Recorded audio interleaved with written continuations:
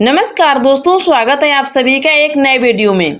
दोस्तों, क्या एक एफआईआर अब मोदी सरकार के लिए सबसे बड़ा सियासी संकट बनने जा रही? क्या अमित शाह को बचाने की कोशिश में प्रधानमंत्री नरेंद्र मोदी की कुर्सी पर भी सवाल खड़े हो सकते हैं? एक तरफ साहिल की शिकायत पर एफआईआर दर्ज होने की बात सामने आई, दूसरी तरफ राहुल गांधी लगातार सवाल उठा रहे कि आखिर पायलट या प्रोजेक्टाइल चलाने का आदेश किसने दिया। और अब सबसे बड़ा सवाल, अगर आदेश ऊपर से आया था तो जिम्मेदारी किसकी होगी? और अगर गृह मंत्रालय को इसकी जानकारी ही नहीं थी तो फिर देश की राजधानी में इतनी बड़ी पुलिस कार्रवाई किसके नियंत्रण में हुई?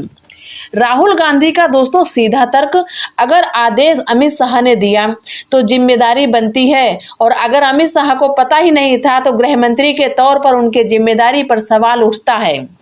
लेकिन दोस्तों, यहाँ एक बात बिल्कुल साफ है, असली कहानी ये है कि जांच कहां तक पहुंची। क्या पुलिस सिर्फ मौके पर मौजूद जवानों तक जांच सीमित रहेगी? क्या आदेश देने वाले अधिकारियों तक जांच जाएगी? क्या सीसीटीवी, मेडिकल रिकॉर्ड, हथियारों के रिकॉर्ड और कमांड चेन की जांच होगी? दोस्तों, दिल्ली की राजनीति में इस समय एक ऐसा मामला गर्म हो चुका है जिसने सत्ता और विपक्ष के बीच टकराव को और तेज कर दिया। मामला है साहिल की कथित पायलट प्रोजेक्टाइल चोट का।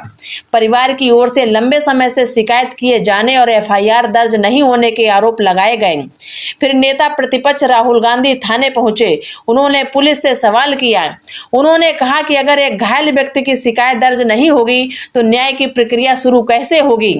राहुल गांधी ने यह भी संकेत दिया, जरूरत पड़ी तो वो लंबे समय तक वहीं बैठे रहेंगे। इसके बाद एफआईआर दर्ज होने की खबर सामने आई और यहीं से मामला एक पुलिस केस नहीं रहा।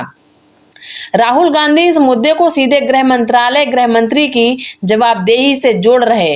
भाजपा और सरकार के सामने चुनौती है, वो इन आरोपों का तथ्यात्मक जवाब दें। लेकिन दोस्तों, राजनीति आरोप और कानूनी दोष सिद्ध में बहुत बड़ा अंतर होता है। एक पीड़ित परिवार महीनों से शिकायत लेकर घूम रहा, आरोप है कि एफआईआर दर्ज नहीं हो रही। फिर देश का नेता प्रतिपक्ष खुद थाने पहुंच जाए और पुलिस से सवाल पूछे। स्वाभाविक है कि मामला राष्ट्रीय राजनीति का हिस्सा बन जाएगा। राहुल गांधी ने पुलिस से पूछा कि एफआईआर दर्ज क्यों नहीं की जा रही। उन्होंने पीड़ित की चोट और कथित छर्रों का हवाला दिया।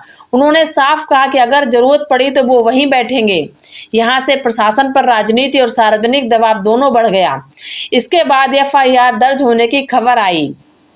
अब विपक्ष इसे अपनी सफलता बता रहा है, लेकिन कानूनी रूप असली लड़ाई अभी शुरू हुई, क्योंकि एफआईआर दर्ज होना केवल जांच की शुरुआत है।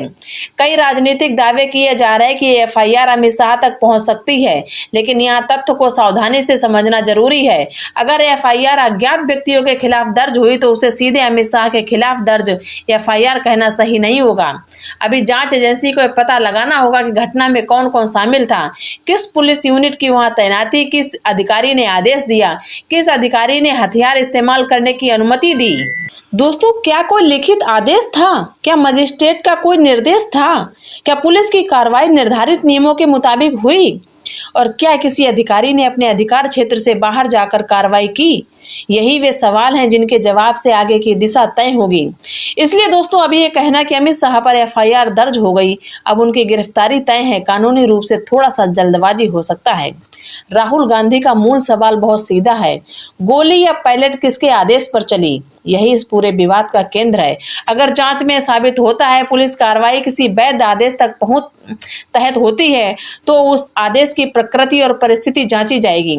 अगर कार्रवाई नियमों के मुताबिक नहीं हुई थी तो जिम्मेदारी तय करनी होगी, और अगर किसी वरिष्ठ अधिकारी ने कानून के खिलाफ आदेश दिया था तो उसकी भी जांच हो सकती है। लेकिन इसके लिए सबूत चाहिए, सिर्फ राजनीतिक भाषण से किसी व्यक्ति को अपराधी नहीं बनाया जा सकता। यही कारण है अब जांच की गुणवत्ता सबसे महत्वपूर्ण होती है। दोस्तों, अगर घटना स्थल की सीसीटीवी रिकॉर्डिंग उपलब्ध है तो वो जांच के लिए महत्वपूर्ण हो सकती है, क्योंकि वीडियो से पता चल सकता है कि उस समय वहां कौन मौजूद था, पुलिस की तैनाती कहां थी, भीड़ की स्थिति क्या थी, किस दिशा में हथियार चलाए गए, किस समय कार्रवाई शुरू हुई, किस अधिकारी की मौजूदगी थी, और क्या कार्रवाई से पहले कोई आदेश दिया गया। लेकिन दोस्तों, सोशल मीडिया पर किसी वीडियो के सामने आने पर उसकी प्रामाणिकता साबित नहीं की जा सकती। इस मामले में पायलट या प्रोजेक्टाइल से चोट का दावा सबसे संवेदनशील मुद्दा है। अगर मेडिकल रिपोर्ट में ऐसी चोट दर्ज है तो शरीर से प्रोजेक्टाइल बरामद हुए तो वो जांच के लिए महत्वपूर्ण सामग्री हो सकता है।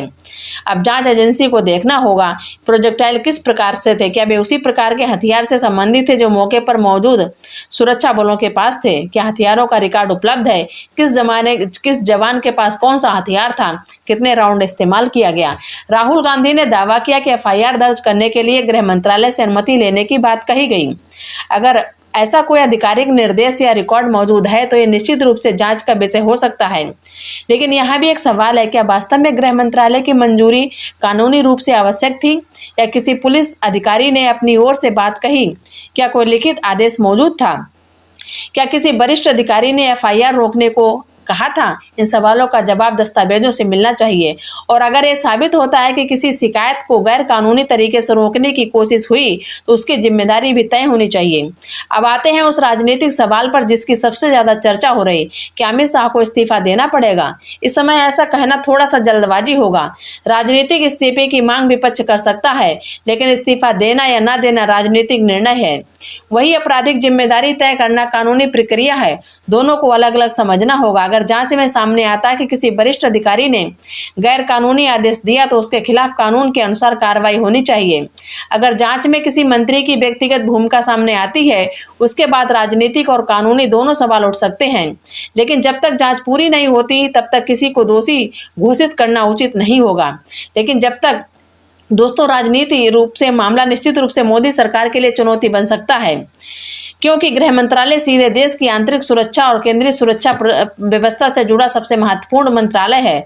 अगर किसी बड़े पुलिस एक्शन पर गंभीर सवाल उठते हैं तो स्वाभाविक रूप से गृह मंत्री से जवाब मांगा जाएगा। अगर विपक्ष लगातार इस मुद्दे को संसद, अदालत और जनता के बीच उठाता है, सरकार पर राजनीतिक दबाव बढ़ सकता है।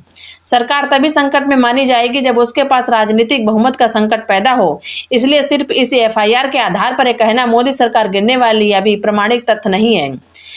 उन्होंने इस मामले को सिर्फ बयानबाजी तक सीमित नहीं रखा। राहुल गांधी ने वो मौके पर पहुंचे, पीड़ित के साथ खड़े हुए, पुलिस से सवाल किया और एफआईआर दर्ज कराने पर जोर दिया। यानी विपक्ष की रणनीति यह दिखाई दे रही है कि सरकार पर सिर्फ संसद में नहीं बल्कि जमीन पर भी दबाव बनाया जाए। इसका राजनीतिक फायदा क्या होगा आने वाला समय बताएगा। लेकिन एक बात साफ है, राहुल गांधी इस मुद्दे को छोड़ने के मूड में नहीं दिख रहे। अब उनकी चुनौती ये भी होगी कि वो इस मामले को राजनीतिक आरोप से आगे ले जाकर ठोस सबूतों और संस्थागत जवाबदेही के सवाल में बदलें। दोस्तों एफआईआर तो दर्ज हो गई, पुलिस को निष्पक्ष जांच करनी होगी। जांच अधिकारी को किसी राजनीतिक दबाव में नहीं आना चाहिए। उसे देखना होगा कि घटना के दौरान वास्तव में क्या हुआ, मेडिकल रिकॉर्ड क्या कहता है, सीसीटीवी क्या दिखाता है, प्रत्यक्षदर्शी क्या कहते हैं, हथियारों का रिकॉर्ड क्या बताता है, ड्यूटी पर कौन था, आदेश किसने दिया, कार्रवाई नियमों के अनुसार हुई या नहीं। अगर पुलिस इन सवालों का जवाब निष्पक्ष तरीके से देती है तो पूरा विवाद काफी हद तक स्पष्ट हो सकता है। अगर दिल्ली जैसे बड़े शहरों में किसी नागरिक को एफआईआर दर्ज कराने के लिए घंटों इंतजार करना पड़े तो आम आदमी की स्थिति पर सवाल उठना स्वाभाविक है।